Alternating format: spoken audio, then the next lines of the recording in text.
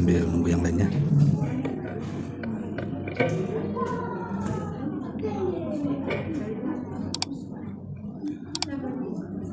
Bismillahirrahmanirrahim. Assalamualaikum warahmatullahi wabarakatuh. Alhamdulillah wassalatu wassalamu ala Rasulillah wa ala alihi wa sahbihi wa mawalah wa la hawla wa la quwwata illa billahi wa ba'd. Alhamdulillah, segala puja dan puji hanya milik Allah Subhanahu wa taala. Salawat dan juga salam tetap kita hadiahkan kepada Rasul kita Nabi besar Muhammad sallallahu alaihi wa ala alihi wasallam. Pembahasan di pagi menjelang siang ini masih seputar kematian. Ada dua hadis Nabi sallallahu alaihi wasallam yang kita akan bahas, dan dua-duanya dari sahabat Abi Hurairah radhiyallahu an. Dan hadis ini disahihkan oleh Syekh Nasiruddin Al-Albani di dalam kitabnya Sahih At-Targhib. Kita baca hadisnya baru kita terangkan. An Abi Hurairah radhiyallahu anhu qala Rasulullah sallallahu alaihi wa ala alihi wasallam. Dari Abi Hurairah radhiyallahu an, dia berkata, dari Nabi sallallahu alaihi wasallam dia bersabda, Innal mayyita idza wudi'a fi qabrihi, sesungguhnya mayat apabila sudah diletakkan di dalam kuburnya,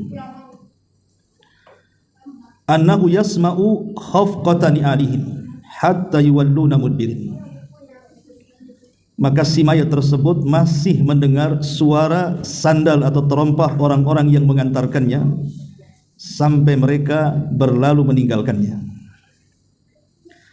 Fa idza kana mu'minan, kalau yang mati ini seorang mukmin, kanatis salatu inda ra'sihi, maka ibadah salat akan berdiri dari arah kepalanya. Wa kana siyamu an yaminihi, dan ibadah puasa akan berdiri di samping kanannya.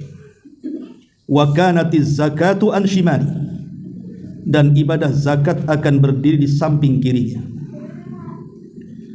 Wa kana fi'lul khairati minas sadaqati was silati wal ma'rufi wal ihsani ilan nas inda rijlaihi, dan perbuatan-perbuatan baik yang lainnya seperti sedekah, silaturahim, berbuat baik dan ihsan kepada manusia akan berdiri dari arah kakinya. Fayu'ta min qibali ra'si, ketika datang malaikat hendak mendekat kepada orang yang meninggal dan dia seorang mukmin dari arah kepalanya, fataqulu salatu ma qibali madkhal, maka ibadah salat yang berdiri dari arah kepala akan mengatakan, tidak ada jalan untukmu kemari, menyingkir. Summa yu'ta an yaminihi, ketika dia tidak bisa dari arah kepala, maka dia mencoba dari arah sebelah kanannya. Fayaqulu siyamu ma qibali madkhal, maka ibadah puasa pun akan mengatakan kepada malaikat ini, tidak ada jalan untuk melewat sini. Summa yu'ta an yasari, maka malaikat ini berusaha mendatangi dari arah sebelah kirinya. Fataqulu zakatu, maka zakat akan berkata, ma qibali madkhal, tidak ada jalan untukmu. Summa yu'ta min qibali rijlaihi, maka malaikat pun berusaha mendatangi dari arah sebelah kakinya. Fayaqulu fi'lul khairat minas sadaqati was silati wal ma'rufi wal ihsan ilan nas ma qibali madkhal, maka berkata amalan-amalan kebaikan dia dari sedekah, silaturahim, berbuat baik dan ihsan kepada manusia juga akan mengatakan, tidak ada jalan bagimu. Fayuqalu, maka dikatakan kepada si mayat yang meninggal dalam kondisi mukmin ini, ijlis fayajlisu, duduklah kamu, maka dia pun duduk. Qad muthilat lahu syamsu, maka dibayangkan kepadanya seolah-olah matahari hampir terbenam. Wa qad udidat lil ghurub, dan sudah diizinkan untuk terbenam. Fayuqalu lahu, maka dikatakan kepada orang ini, ara'aituka hadzal ladzi kana qibalakum. Bagaimana pendapatmu wahai fulan tentang orang yang ada di hadapan kamu? Maka dia mengatakan, fayaqul, maka dia mengatakan, da'uni hatta usalli, jangan ganggu aku.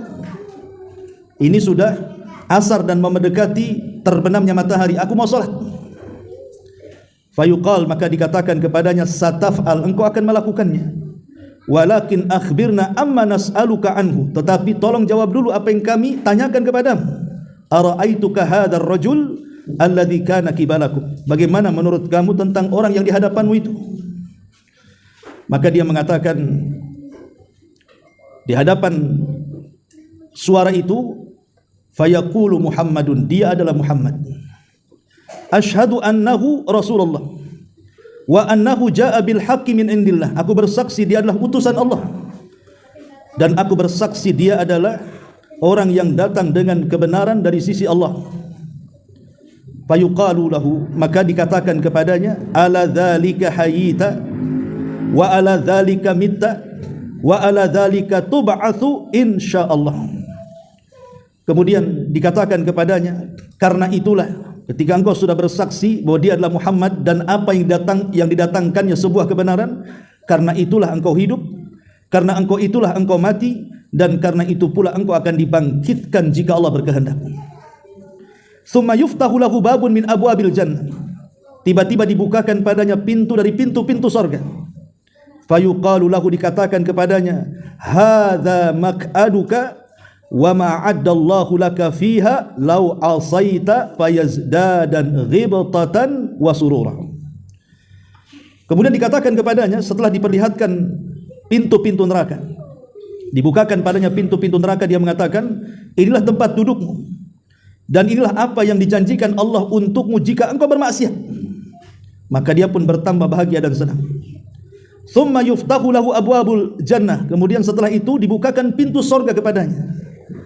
Fayuqalu lahu, maka dikatakan kepadanya, hadza maq'aduka wa ma'addallahu laka fiha, inilah tempat yang sesungguhnya untukmu dan apa yang Allah Subhanahu wa taala janjikan untukmu. Maka dia pun bertambah bahagia dan senang. Tsumma yufsahu lahu fi qabrihi sab'una dira'ah, tiba-tiba kemudian kuburannya diluaskan sepanjang 70 hasta. Wa yunawwaru lahu fi, bahkan diterangi lagi kuburannya.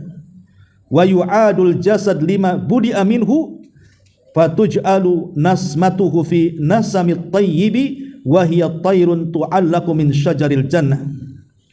Maka kemudian ruhnya dijadikan oleh Allah Subhanahu wa taala dengan sesuatu yang sangat baik sekali, seperti burung yang tergantung di pohon-pohon surga.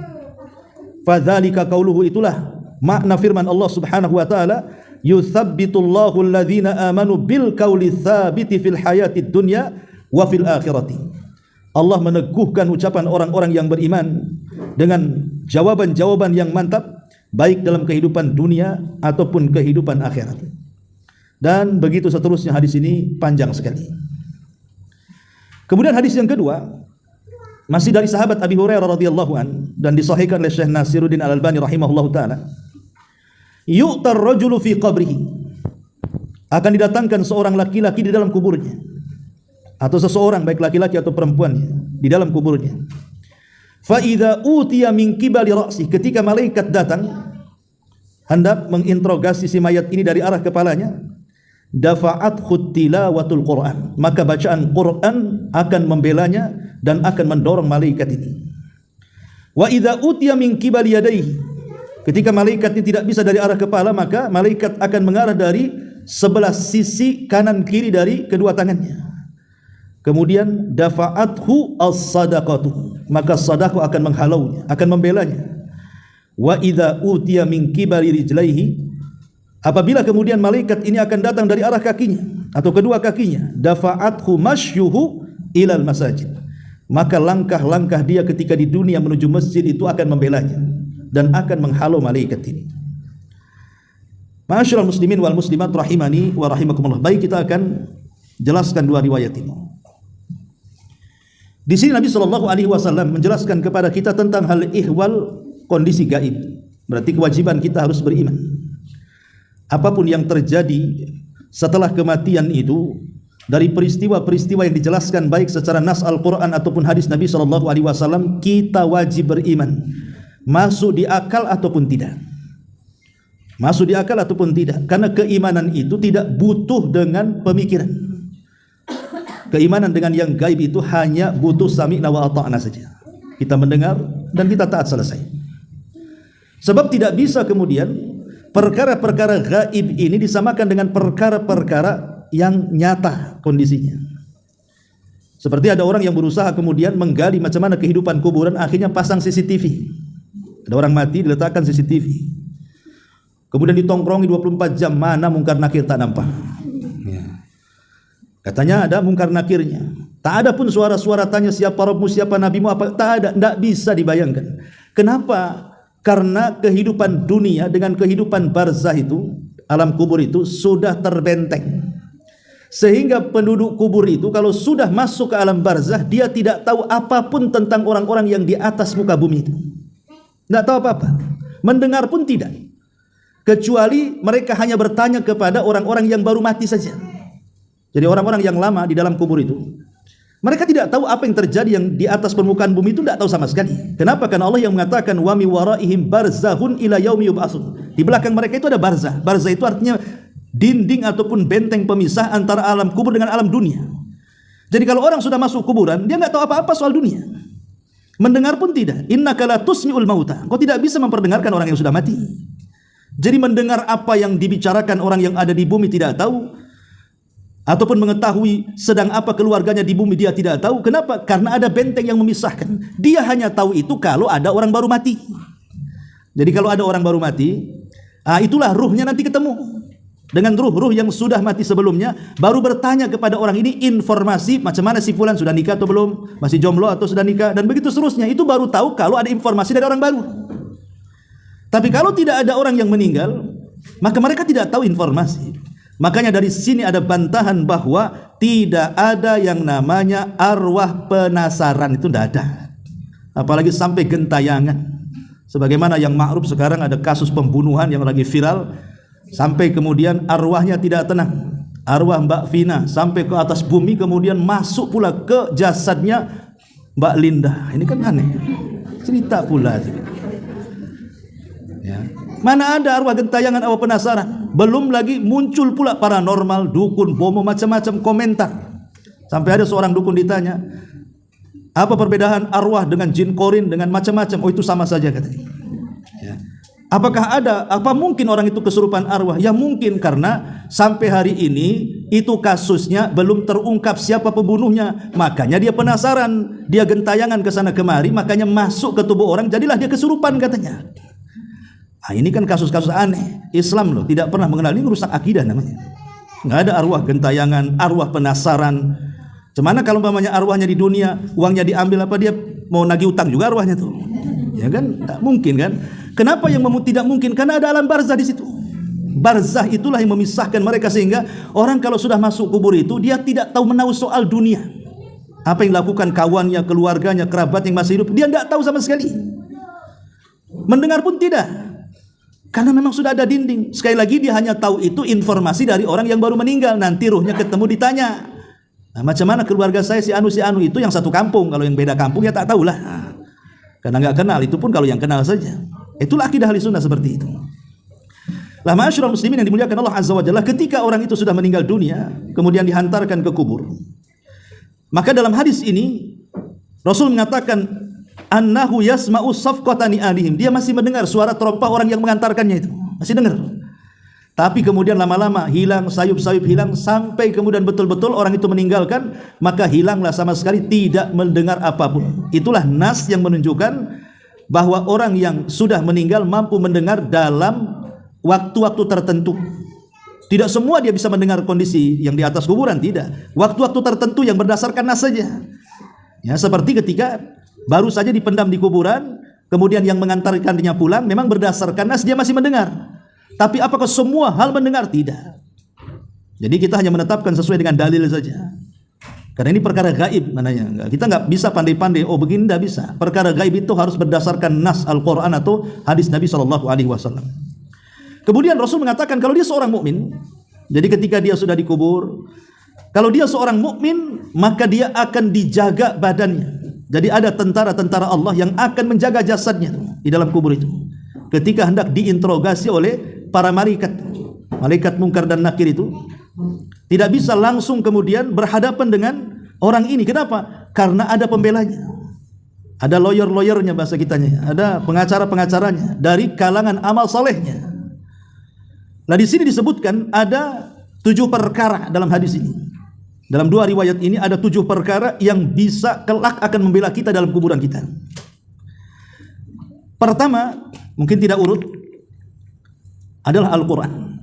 Jadi Al-Quran itu yang akan membela kita. Karena di sini dalam hadis yang kedua kita baca, di mana Nabi SAW mengatakan ketika malaikat hendak mendekati orang yang mati dan dia seorang mukmin ini, dafa'athu tilawatul Qur'ani. Maka bacaan-bacaan Quran itu akan membela dia dan akan menghalau malaikat ini jauh-jauh dari jasad ini, sehingga malaikat ini tidak bisa mendekat lagi akhirnya, karena lewat arah kepala sudah ada pagar dia, sudah dipagari oleh amalan yang berupa solat itu. Akhirnya kemudian terpaksa dia harus mencari jalan lain. Jadi yang pertama adalah Al-Quran. Al-Quran ini bisa menjadi pembela kita dalam kuburan kita. Bahkan bukan dalam kuburan kita, nanti pada hari kiamat juga Quran akan membela kita, karena Al-Quran itu salah satunya pemberi syafaat. Sebagaimana Rasul mengatakan dalam sebuah hadis bahwa Al-Quran wasyamu yashfa'ani li ashabihim, bahwa puasa dan baca Quran itu akan menjadi syafaat bagi pelaku keduanya.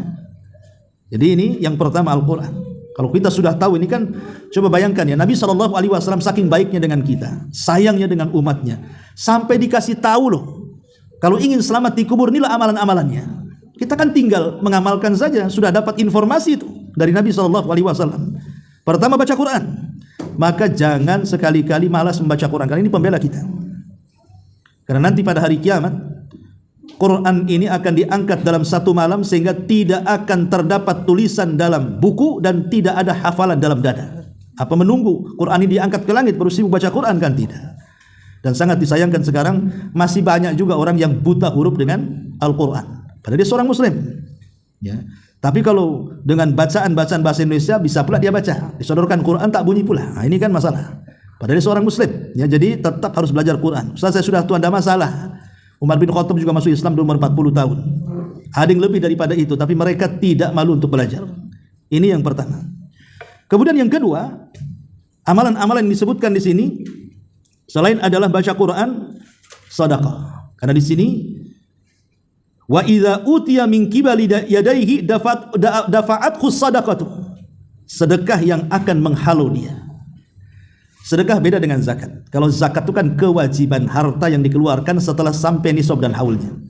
Tapi kalau sedekah itu karena kerelaan kita. Dan sedekah tidak mesti harta.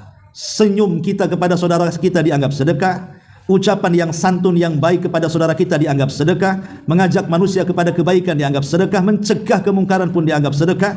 Bahkan ucapan takbir, tahlil, tahmid, semua dianggap sedekah. Bahkan seorang suami menggauli istri pun dianggap sedekah.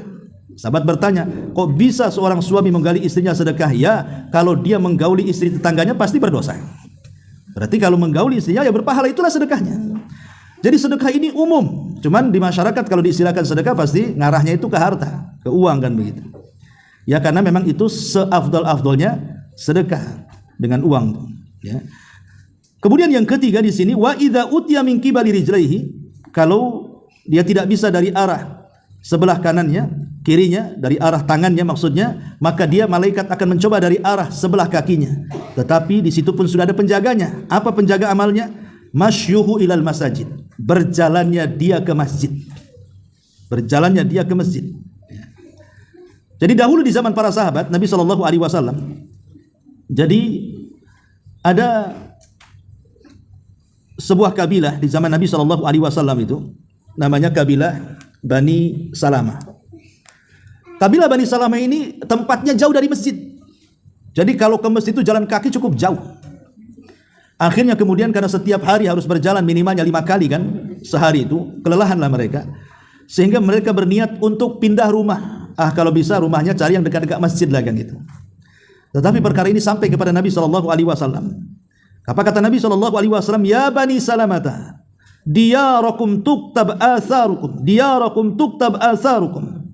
Wahai Bani Salamah, ingat perjalanan kalian di rumah-rumah kalian sampai ke masjid ini, semua ada bekasnya, semua ada pengaruhnya, semua ada pahalanya. Ketika mendengar hal itu, tak jadi Bani Salamah cari rumah di sekitar Masjid Nabawi, karena menganggap setiap langkah kaki dia dari kabilah Bani Salamah yang jauh sampai ke Masjid Nabi itu ada pahalanya. Jadi dihitung pahala gitu ya. Makanya mereka nggak jadi pindahkan gitu ya. Dan itu menunjukkan mereka paham bahwa berjalan ke masjid itu pahalanya besar. Apalagi didukung dengan hadis yang kita baca. Di antara hal yang bisa membela kita di kubur itu adalah perjalanan kaki kita menuju masjid. Ini yang ketiga.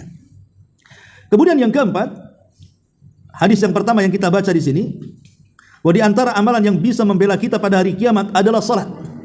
Karena di sini fa in kana mu'minan kanatis salatu inda rasi. Kalau dia seorang mukmin, maka salat ada di arah kepalanya. Berarti salat juga amalan yang bisa membela kita dalam kubur kita. Baik salat wajib ataupun salat sunnah. Semua salat. Ya, makanya rajin-rajin salat, minimal janganlah tinggalkan salat 5 waktu lah. Kalau memang malas salat sunnah, jangan sampai meninggalkan salat wajib. Kemudian juga yang kelima, berpuasa. Karena di sini Rasul mengatakan wa kana siyamu an yaminihi, dan adalah puasa akan membela sebelah kanannya. Dan ingat, puasa ini tidak puasa Ramadan saja, puasa ini kan banyak. Ada puasa sunnah Senin Kamis, ada Ayyamul Bid, ada puasa Daud, ada puasa nanti sebentar lagi Dzulhijjah ya kan, tanggal 9 ya. Kemudian ada puasa Asyura nanti bulan Muharram. Jadi puasa ini banyak yang sunnah ini. Lah Nabi pernah mengatakan, man shoma yauman fi sabilillah ba'adallahu wajhahu anin nari sab'ina kharifa. Siapa yang berpuasa 1 hari saja, ini umumnya bisa sunnah bisa wajib, maka wajah dia dijauhkan dari api neraka itu sab'ina kharifa, 70 tahun perjalanan. Jadi kalau kita jalan kaki saja lah, enggak usah pakai kendaraan, selama 70 tahun enggak berhenti, itu kira-kira sampai mana tuh? Udah ngelilingi dunia berapa kali tuh? Sejauh itulah neraka dari wajah kita dijauhkan. Itu baru 1 puasa tuh. Cuman kalau dalam 1 bulan itu banyak puasa kan? Karena puasa sunnah banyak. Ya. Maka itu saja keutamaan sudah jelas, dijauhkan dari api neraka. Dan puasa kelak juga akan menjadi lawyer atau pembela kita pada hari ketika kita berada di padang alam barzakh. Kemudian yang keenam, fi'lul khairat. Fi'lul khairat itu pekerjaan-pekerjaan yang baik. Di antaranya sedekah tadi juga sudah masuk. Kemudian silaturahim. Ya, ini juga silaturahim yang keenam. Itu juga akan menjadi pembela kita pada hari kiamat.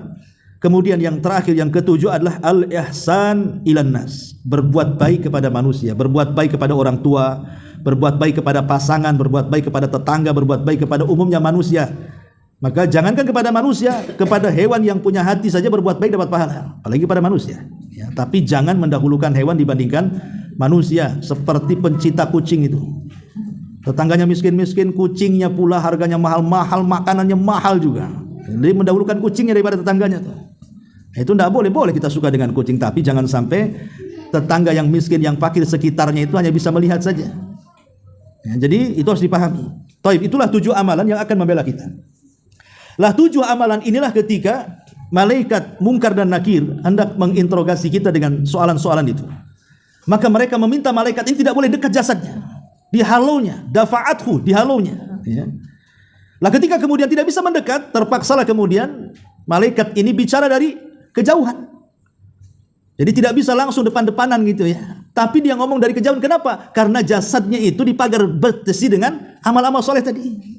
Jadi hanya ngomong, ya kalau gitu ijlis, duduk kamu katanya. Nah, maka dia pun duduk. Ketika dia duduk, dihayalkan dia masih di dunia tuh, seolah-olah dia melihat matahari hampir tenggelam, dan dia merasa dia belum sholat asar. Sehingga ketika ditanya, bagaimana pendapatmu tentang orang ini, kemudian digambarkan sosok Nabi SAW, dia tak mau jawab. Dia mengatakan, da'uni usolli, jangan ganggu aku katanya, aku mau sholat dulu. Bayangkan orang yang beriman dalam kubur itu masih ingat sholat. Da'uni usolli, biarkan aku sholat dulu, nggak usah banyak-banyak tanya katanya. Tetapi kemudian malaikat dari kejauhan mengatakan, sataf'al, engkau akan melakukannya, tapi akhbirna dulu, kasih tahu dulu siapa orang itu katanya. Maka dia dengan tegas mengatakan, saya tahu dia adalah Muhammad. Aku bersaksi dia adalah utusan Allah. Aku bersaksi dia datang dengan kebenaran. Sudah katanya. Dengan entengnya dia menjawab itu. Tapi kalau seandainya yang orang fasik, orang fajir, orang kafir yang mati, mereka tidak bisa menjawab. Ketika ditanya siapa orang itu, dia mengatakan tidak tahu. Lah bukankah dia adalah Muhammad? Iya, mungkin juga orang mengatakan seperti itu, aku pun sama mengatakannya. Dia enggak tahu gitu ya siapa di hadapannya. Tapi karena orang yang beriman dijanjikan oleh Allah, yutsabbitullahu alladhina amanu bil qauli tsabit fil hayatid dunya wa fil akhirah. Jawaban orang-orang yang beriman itu pasti mantap, baik kehidupan dunia ataupun akhirat, termasuk juga soalan-soalan yang ada di alam barzah. Dia akan jawab secara mantap. Ma'asyiral muslimin wal muslimat rahimani wa rahimakumullah. Lah ketika kemudian jawabannya sudah mantap, tidak ada yang salah, maka Allah akan mengatakan dari atas, ang sadaqa abdi, hambaku telah benar. Kalau begitu, bukakan pintu kepadanya dari pintu-pintu neraka. Dibukakan pintu neraka. Kemudian dikatakan, sebenarnya kalau engkau bermaksiat, engkau ini masuk situ katanya. Tetapi karena engkau orang yang taat, engkau tidak akan masuk ke situ. Kemudian sebelah kanannya dibentangkan pintu sorga dan dibukakan kepadanya. Maka Allah mengatakan, itulah tempat dudukmu di situ. Maka tiba-tiba kemudian kuburannya diluaskan. Dalam riwayat maddal basar, sejauh mata memandang, tapi di sini sekitar 70 hasta gitu ya. Kemudian setelah itu didatangkan cahaya yang tadinya gelap menjadi terang kan itu. Setelah itu baru kemudian datanglah seorang laki-laki yang akan menemani dia sampai kiamat dibangkitkan. Kalau perempuan ya perempuan, kalau laki-laki ya laki-laki gitu. Dan itu disebutkan dalam sebuah hadis, di mana hadis ini panjang juga dari hadis Bara bin Azib radhiyallahu anhu. Innal abdal mu'min idza kana fi inqita'in minad dunya wa iqbalin minal akhirah nazala ilaihi malaikatun minas sama bidul wujuh ka'anna wujuhakumus syamsu. Kata Nabi SAW dalam hadis Bara bin Azib, apabila seorang mukmin itu sudah meninggalkan dunia dan menghadap akhirat, maka malaikat maut akan turun dengan wajah yang sangat putih bagaikan cahaya matahari. Dan ingat, orang saat sakaratul maut, mata kita yang di dunia tidak bisa menatap yang gaib, itu betul-betul ditajamkan sehingga kita bisa melihat kegaiban, ditampakkan sedikit kegaiban kepada kita. Dan itu berdasarkan ayat Al-Quran surah Qaf, kalau tidak salah Allah mengatakan apa? Fakashafna anhu gita'aka fabasarukal yawma hadid. Jadi kami akan singkap penutup dari kedua matamu sehingga tatapan matamu akan sangat tajam, kata Allah. Sebagian ahli tafsir ketika mengatakan bahwa tatapan matamu akan sangat tajam, bahkan setajam-tajamnya, maksudnya yang ketika dia masih hidup dia tidak bisa menembus alam gaib, ketika sakaratul maut itu dia mampu melihat kegaiban walaupun sedikit. Ada yang mengatakan dia mampu melihat malakul maut, malaikat yang akan mencabut nyawanya. Ada juga yang mengatakan dia melihat catatan-catatan amalnya, catatan-catatan amalnya walaupun sesaat dia tahu catatan amalnya itu. Ya. Jadi sempat melihat catatan-catatan amalnya dan sempat melihat malaikat-malaikat yang akan mencabut nyawanya.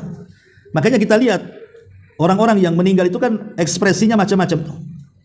Kalau dia husnul khotimah, terkadang dia senyum, terkadang dia membaca Al-Quran, terkadang sanggup mengucapkan la ilaha illallah, terkadang dia meninggal saat dia beribadah kepada Allah. Pokoknya macam-macam tuh. Atau Allah buat kemudian keningnya berkeringat gitu ya, dan dia tidak mengeluarkan kata-kata kecuali dari Allah. Itu ekspresi itu keluar karena dia melihat kegaiban tadi, melihat malaikat maut dan melihat catatannya. Atau kalau dia su'ul khotimah, ya boleh jadi mungkin dia teriak-teriak ketakutan kan gitu, atau mengucapkan kalimat-kalimat maksiat dan begitu seterusnya, karena dia tahu saat detik-detik itu ditampakkan catatannya itu rupanya buruk semua kan gitu.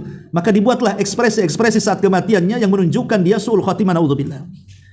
Nah di sini Nabi SAW mengatakan demikian. Kemudian ma'ahum kafanun min akfanil jannah. Kalau dia seorang mukmin, didatangkan kain kafan dari sorga. Wa hanutun min hanutil jannah, dan wewangian dari sorga. Hatta yajlisu minhu maddal basar. Sampai kemudian mereka para malaikat pun akan duduk di sekitarnya sejauh mata memandang. Sampai kepada kemudian fayunadi munadin fis sama an sadaqa abdi. Maka setelah dia diinterogasi oleh malaikat Munkar dan Nakir dan sudah lolos semua jawabannya benar, maka tiba-tiba kemudian datang pemanggil dari arah langit, kemudian mengatakan hambaku telah benar, fafrishuhu minal jannah. maka bentangkan kuburannya maddal basar, sejauh mata memandang. Jadi ini riwayat ini, kalau tadi 70 hasta, kalau ini sejauh mata memandang. Wa albisuhu minal jannah, kasih pakaian dari sorga, dihantar kain sutra dari sorga. Waftahu lahu baban minal jannah, bukakan baginya pintu-pintu sorga. Fayatihi min rauhiha wa tayyibiha wa yufsahu lahu fi qabrihi maddal basari, maka akan datang kepadanya wangi-wangi yang harum dari sorga, semua masuk ke dalam kuburannya, dan kuburannya diluaskan seluas-luasnya sejauh mata memandang. Wa ya'tihi rajulun hasanul wajhi, di sini syahidnya, tiba-tiba datang seseorang yang sangat cakap kalau laki-laki, yang sangat cantik kalau perempuan. Kemudian tayyibur rih, sangat harum badannya. Fayaqul, dan dia mengatakan, abshir billadhi yasurruk, abshir billadhi yasurruk, berbahagialah dengan apa yang membuat engkau bahagia. Hadza yaumuka alladzi kunta tu'ad, inilah hari yang dijanjikan. Jadi kalau kita tahu di sini gambaran nikmat kubur, ya, di mana pintu surga akan dibuka kepadanya, kemudian pakaian dari surga, karena kan alam kubur itu kan apa namanya, yaumul intidhar, ya, hari penantian. Jadi alam kubur itu hari penantian. Kita kan hidup di 3 alam, alam dunia, alam barzah, dan alam akhirat. Lah alam kubur ini alam penantian. Tetapi walaupun di alam penantian menuju akhirat, terkadang kondisi di alam penantian itu jauh lebih lama dibandingkan di atas bumi. Coba, orang yang mati sejak zaman Nabi Adam, orang yang mati sejak zaman Nabi Adam, kan mereka ada dalam kuburan. Sudah berapa ribu tahun mereka dalam kuburan, sementara kiamat tadi kiamat-kiamat kan? Ya.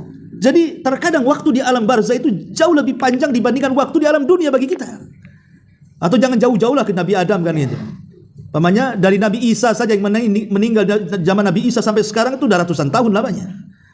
Ya, tetapi macam mana orang-orang yang beriman itu menanti sekian lama menunggu kiamat, kok bisa tahan mereka menanti? Rupanya orang-orang yang dalam kuburan dan dia seorang yang beriman itu, mereka menanti seperti tidurnya pengantin baru. Kata Rasul, nim naumatal arush, nim naumatal arush, tidurlah seperti tidur pengantin baru.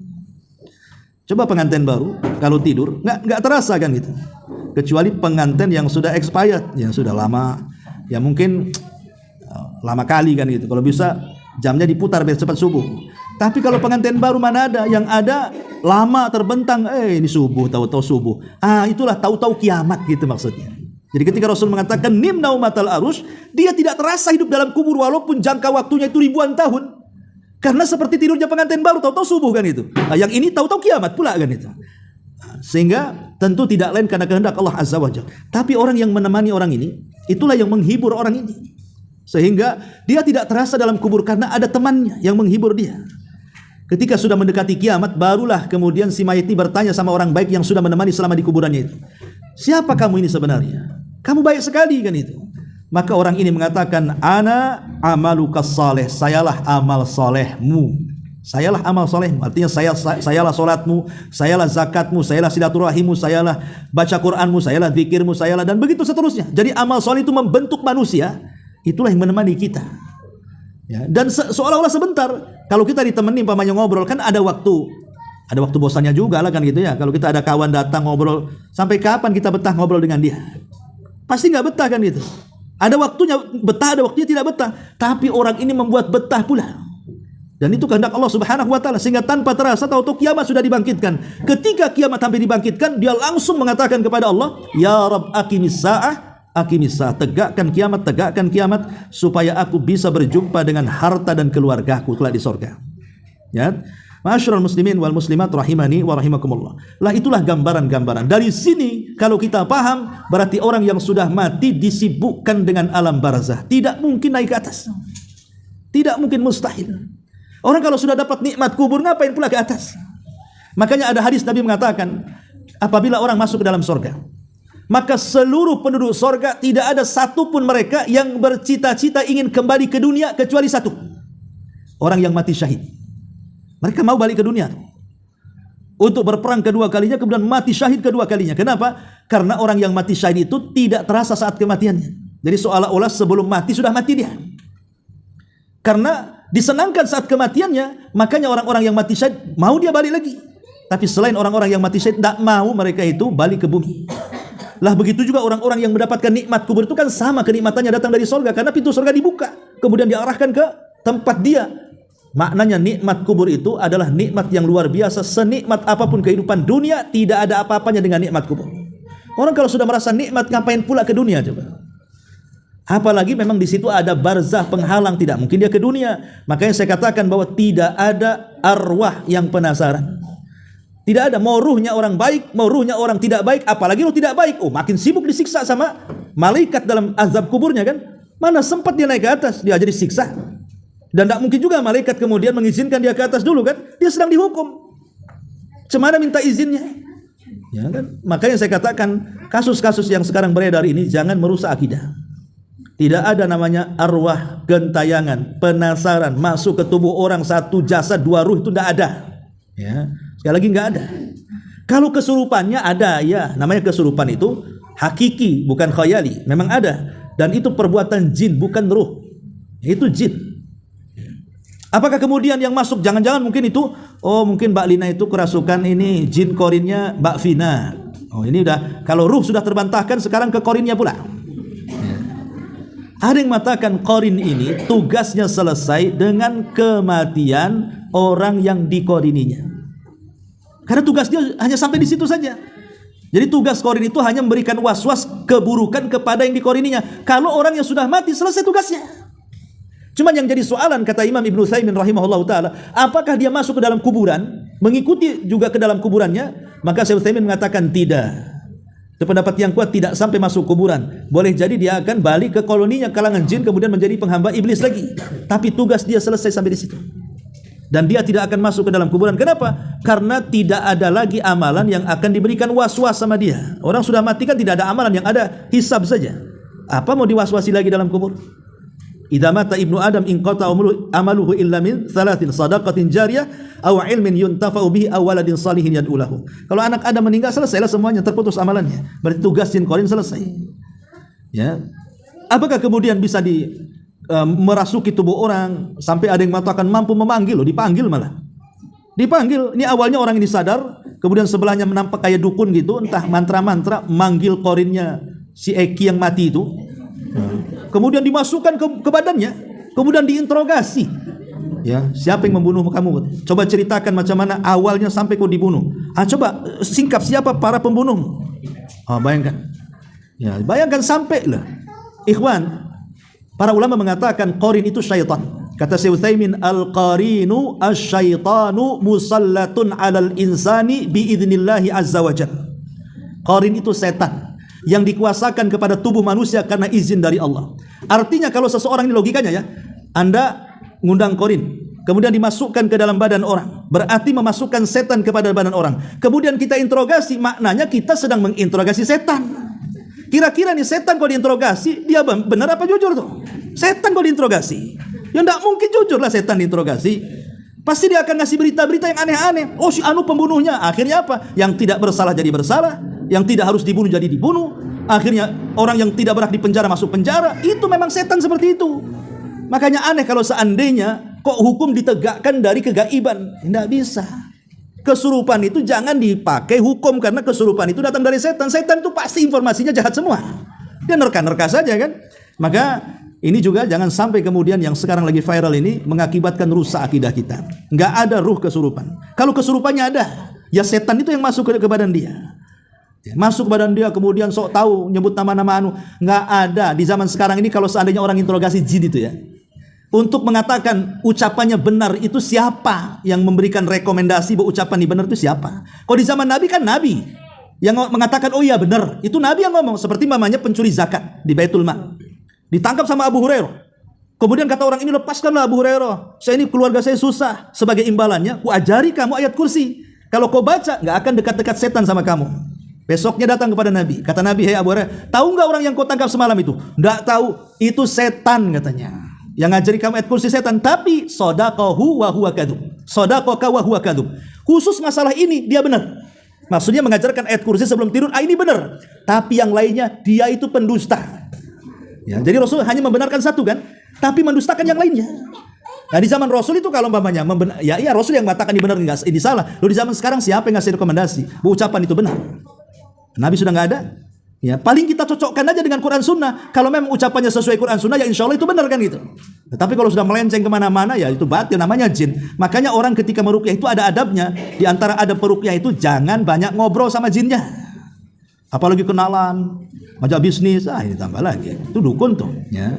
Nah, jadi tidak boleh. Rasul itu hanya ngasih cuman satu kalimat kalau lagi ngeruqyah itu apa? Ukhruj ya aduwallah. Baca Quran terus, kali-kali katakan keluar wahai musuh Allah. Itu saja. Nggak boleh tanya macam-macam. Karena mereka itu pendusta, makanya tidak perlu diajak dialog. Nggak perlu diajak dialog, itu cara meruqyah saja seperti itu. Ini nggak diruqyah tapi diinterogasi kayak wartawan. Nggak ada baca Quran dia, nanya siapa pembunuhnya, di mana, disebutkan satu, seolah-olah paling benar pula dia. Ini kan mengacau suasana namanya. Mengakibatkan akhirnya ya, banyak kasus-kasus yang lain tertutup dan begitu seterusnya. Jadi polisi hanya disibukkan dengan perkara ini saja. Ya. Makanya ini harus dipahami. Oke lah, ya ini kita juga ikut prihatin dengan kondisi seperti itu. Tapi yang jadi masalah itu adalah jangan sampai merusak akidah saja. Dan ini sudah merusak akidah karena dengan kasus ini bermunculan pula lah dukun-dukun, macam-macam dukun paranormal dari mana-mana, ya asosiasi paranormal mungkin dia. Itu dari mana-mana berteriak seolah-olah mereka paling tahu, paling benar. Ini bahaya. Ini diantara faedah dari dua riwayat ini. Tapi sebelum saya tutup, mungkin ada soal jawab, silakan kalau ada yang mau bertanya. Kehidupan jin itu sama dengan kita, persis kurang lebih. Jin itu ada yang menikah sama dengan kita, ada yang menikah. Ada yang jomblo, ada jin jomblo. Ada yang punya rumah, ada yang ngontrak, ada juga jin ngontrak. Ya, ada jadi tukang taksi, tukang ojek, sama jin itu dengan kita. Ada yang ganteng, ada yang cantik, ada yang cacat. Kurang lebih ketika kita melihat kehidupan manusia, itulah kehidupan jin seperti itu. Kurang lebih tidak beda. Ada jin muslim yang taat, ada ya, jadi ada jin muslim yang ikut organisasi manusia. Ya mungkin ada jin NU, jin Muhammadiyah, jin LDI, jin apa gitu ya. Mungkin seperti itulah kurang lebih. Jin itu kan ada organisasi Islam juga mereka. Karena mereka kalau belajar agama kan ke manusia. Jin itu belajar agama ke manusia. Karena mereka tidak ada nabi. Jin itu tidak ada nabi, yang ada jin soleh. Wa inna minnas salihuna wa minna duna dzalik kunna tara'iqa qidada. Di antara kami ada jin yang soleh, ada yang tidak soleh. Kami itu bertingkat-tingkat. Jadi tidak ada nabi dari kalangan jin, yang ada orang soleh. Jadi belajarnya jin dari mana? Dari manusia. Ini bangku-bangku kosong ini banyak jin, jangan-jangan yang duduk. Muridnya Abu Mero juga. Ya. Jadi jin itu belajarnya kepada manusia. Jadi kalau jin belajar kepada manusia jadi ustadz dia. Tapi kalau manusia belajar kepada jin jadi dukun dia. Ya, karena nggak ada ceritanya manusia belajar sama jin, nggak ada nabi dari kalangan jin. Jin itu semua ikut Nabi Muhammad. Ya, bahkan Nabi SAW ketika sedang pulang dari Taif, kemudian mampir di kebun kurma milik Syaibah, dia sholat milik Mughirah kemudian sholat fajar. Kan ada sekitar 7 atau jin nawasib berasal dari Yaman itu kesasar masuk ke kebun kurmanya Mughirah itu. Rupanya jin-jin ini yang kesasar ini adalah utusan iblis untuk mencari berita kenapa langit tidak bisa ditembus. Yang tadinya mereka bolak-balik ke langit mencuri dengar itu tidak bisa lagi. Kenapa? Karena difungsikan meteor, setiap ada jin naik ke langit tembak meteor. Jadi nggak ada yang berani. Iblis ini berpikir, ini ada apa bumi dan langit ini kok tidak bisa ditembus. Makanya mereka kemudian mengutus untuk mencari tahu. Lah salah satunya utusan itu ya 8 atau 7 jin nawasib ini kesasar ke dalam hutan kebun kurmanya Mughirah itu. Lah kebetulan Nabi sedang sholat fajar. Kemudian membaca Quran, didengerin saja. Rupanya mereka langsung beriman. Terkadang dalam hal ini, bayangkan ada jin yang satu kali mendengar Quran dibacakan langsung beriman. Sehingga disitulah Allah turunkan surah Al-Jin, Qul uhiya ilayya annahu istama'a nafarun minal jinni faqalu inna sami'na Qur'anan ajaba yahdi ila rusdil akhir ayat. Ya, jadi itu juga kita lihat bagaimana jin terkadang dalam hal ini lebih baik daripada manusia, karena sekali dengar ayat langsung beriman kan. Kita ini sudah dibacakan ayat degil juga, masih juga kurang ajar. Ya. Top, ini ada. Tadi Ustadz mengatakan bahwa baca Al-Quran menghalangi malaikat mendekat pada jenazah di kubur. Kita baca Quran menjadi tameng baginya. Apa penjelasannya? Nah, sudah dijelaskan tadi bahwa Al-Quran itu artinya kita baca Qurannya, bukan kita punya Quran di rumah. Ya. Kalau punya Quran taruh di etalase aja kan, bukan itu maksudnya. Maksudnya dibaca Qurannya. Karena Quran itu diturunkan untuk diibadahi bacaannya. Enggak apa-apa enggak paham artinya, tetap dapat pahala loh. Ya, 1 huruf 10 kebaikan. Apalagi kalau kita tahu terjemahannya, apalagi kalau kita mempelajari tafsirnya, tentu lebih baik lagi kan gitu. Karena itulah tujuan Quran diturunkan, untuk diambil ibrahnya. Jadi Al-Quran maksudnya akan membela kita pada hari kiamat, pada hari di alam barzah nanti. Maksudnya Quran ini akan membentuk manusia dan menghalau setiap malaikat-malaikat yang mau datang, apalagi malaikat-malaikat yang akan menyakiti jasadnya. Jadi betul-betul dijaga oleh amal soleh dia, sehingga malaikat tidak semena-mena mendekat, gitu maksudnya. Ya, sekali lagi, tapi di sini maksudnya adalah bukan sekedar memiliki Quran, tapi membaca Al-Quran. Makanya bahasanya dafa'athu tilawatul Qur'ani. Yang akan menghalunya adalah bacaan-bacaan Qur'annya. Jelas tuh hadisnya. Jadi bacaan Qur'annya. Wallahu a'lam. Ya.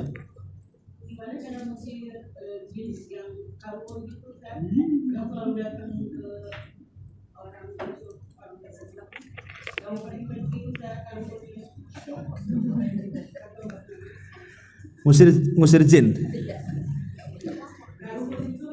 Iya. Jin iseng apa jin main-main? Jin leluhur. Iya, alhamdulillah. Ya, sebenarnya jin itu juga kalau kita beriman dan bertakwa itu dia sendiri akan menjauh dari kita, karena hakikatnya jin itu takut dengan kita. Dia paling takut dengan manusia. Jin itu sebenarnya sama-sama takut. Jadi kalau kita berani, mereka takut. Kalau kita takut, mereka yang berani. Ya, jadi memang seperti itu. Makanya takut kepada setan itu tidak syirik. Takut sama setan hanya sekedar takut saja, lewat kuburan takut, itu tidak syirik. Ya wajar takut sama musuh. Ya kayak kita diancam, awas jangan lewat sini saya bunuh kamu, ya kita takutlah lewat situ. Nah, sama juga kita takut sama jin yang ada di kuburan, kemudian kita lewati, atau di tempat-tempat sepi, tempat-tempat angker kita takut, enggak ada masalah. Karena itu bagian dari takut tabiat, takut kepada musuh. Yang tidak boleh itu kalau takutnya kemudian berlebihan, yang mengantarkan kepada haram, kepada bid'ah, kepada syirik. Itulah setelah takutnya itu yang kemudian harus dipahami. Akhirnya karena takut datang ke dukun, itu yang tak boleh datang ke dukunnya, bukan takutnya. Ya, ataupun takut akhirnya kemudian melakukan hal-hal yang aneh-aneh gitu, gantung bawang. Oh, itu takut sama bawang, nabur garam. Itu takut sama garam. Itu kan harus ada dalil, betul nggak? Jin itu takut garam gitu. Nah, itu kan nanti perbuatan bid'ah jatuhnya kalau sampai dilakukan, nggak ada syariatnya. Jadi intinya bahwa kalau mengusir setan dari diri kita, contoh jin korin saja. Jin korin itu dalam badan kita itu bisa ditundukkan kalau kita ini beriman dan bertakwa. Cuman masalahnya yang namanya kita ini kan ada waktu futurnya, ada waktu semangatnya. Waktu semangat ibadah kita bisa tundukkan. Tapi kan manusia tidak mungkin di atas semangat terus, pasti ada futurnya tuh. Lah ketika futur itulah dari jin korin kita. Sehingga ya tidak bisa ditundukkan. Tapi memang ada, saya baca dari literatur kitab-kitab yang menjelaskan tentang alamul jin, alam jin itu. Apakah mungkin kemudian jin-jin yang ada pada kakek buyut kita diwariskan kepada anak-anak kita? Mungkin saja. Ya, jin-jin yang jahat diwariskan untuk mengganggu, ya. Karena ada jin itu yang sifatnya mulazamah dengan kita, terus-terusan dengan kita, itu karena mungkin dia jatuh cinta dengan kita. Jinnya jatuh cinta dengan kita. Cuman kita tak pernah jatuh cinta sama dia kan? Jadi kan bertepuk cinta sebelah tangan tuh. Alasannya karena tadi selalu melihat aurat kita. Umpamanya ibu masuk kamar mandi lupa membaca doa. Kemudian ketika ibu telanjang, maka aurat ibu itu nampak sama jin yang ada di kamar mandi itu. Makanya kenapa kita harus berlindung minal khubthi wal khaba'is, dari jin laki-laki dan jin wanita. Jadi kalau yang masuk perempuan jadi goda jin laki-laki, kalau masuk laki-laki yang goda jin perempuan. Lah ketika kelamaan melihat aurat kita, akhirnya senang dia jatuh cinta. Ketika jatuh cinta, susah dia meninggalkan kita. Akhirnya ganggu aja kita. Diganggu, terkadang masuk kesurupan macam-macam lah kan gitu. Atau faktornya karena dendam. Karena dendam. Umpamanya ada ular di rumah. Kita tidak tahu ular ini tasyakulan jin. Tiba-tiba kita bunuh. Ketahuan sama kawannya, dendam dia. Akhirnya kemudian dia suka ngerasuh sama kita. Bisa saja terjadi. Makanya kalau ada ular, kata Rasul, di rumah itu jangan langsung dibunuh, tapi baca ta'awud, diusir. Ya, kalau sudah 3 kali juga tidak keluar, tidak pergi, berarti itu bukan jin, berarti ular beneran. Kalau ular beneran ya bunuhlah dengan hati-hati. Karena di zaman Rasul ada seorang sahabat Ansor setelah ketika perang Khandaq itu, dia kan baru kawin, sehingga khawatir dengan istrinya. Jadi dia ngomong sama Nabi, Rasul, saya melihat istri saya, boleh enggak? Kata Rasul, boleh, tapi jangan lupa pedangmu, karena suatu waktu kau akan berjumpa dengan musuh. Ya, akhirnya pulang dia. Rupanya ketika hampir dekat rumahnya, istrinya lari dari rumah itu dengan pakaian yang tidak layak dipakai. Itu pakaian rumah. Keluar dia, marah, disangka istrinya selingkuh. Maka kemudian ditangkap dan mengatakan, ada apa kau lari? Dia mengatakan ada ular dalam rumah, dia ketakutan. Masuk sahabat ini ke dalam rumah. Rupanya ada ular di situ. Dia langsung main tebas saja. Masalahnya ketika diayunkan pedang, ular itu pula mengayunkan kepalanya. Jadi ketika ditebas dia sempat menggigit. Jadi sama-sama dapat serangan. Ular menggigit, dia berhasil, dan dia menebas, ular berhasil. Dua-duanya mati. Ularnya mati, sahabat Ansor ini mati. Sampai ke telinga Nabi. Kata Nabi SAW, ingat di kota Madinah ini ada jin-jin muslim. Maka apabila kalian mendapati ular, usir kalian. Tapi kalau memang tidak bisa, harus dibunuh, maka berlindunglah kepada Allah, kan gitu. Nah, jadi terkadang jin-jin itu kadang-kadang masuk ke rumah. Ya sekali lagi kalau ingin mengusir ya jin-jin itu, ya bersihkan rumah dari gambar-gambar, dari patung-patung, jangan melihara anjing. Ya terkadang juga jangan ngotor. Ya, kalau punya hewan peliharaan itu kan kadang-kadang ngotor sana ngotor sini. Nah, itu juga itu kan sarang-sarangnya jin itu. Malas nyapu, buang sampah, pokoknya yang kotor-kotor lah. Atau umpamanya di situ banyak maksiatnya, ada musiknya di rumah itu, genjreng-genjreng, ada maksiatnya, ada gibahnya, dijadikan rumah tempat bergibah ria dengan kawan-kawan di situ. Nah, itu jelas itu jinnya dari mana-mana datang tuh. Ya. Jadi kalau ingin ngusir jin dari rumah, ya betul-betul disterilkan rumah itu, gunakan untuk ibadah. Ya, wallahu alam. Adapun orangnya ya harus banyak-banyak berzikir, kan ada zikir pagi, zikir petang, zikir sebelum tidur. Nah, itu paling mujarab kalau ingin ngusir jin. Wallahu alam. Baik, saya kira cukup ini sudah. Wa zuhur. Subhanakallah bihamdika asyhadu an la ilaha illa anta astaghfiruka wa atubu ilaik. Allahu ta'ala alam. Assalamualaikum warahmatullahi wabarakatuh.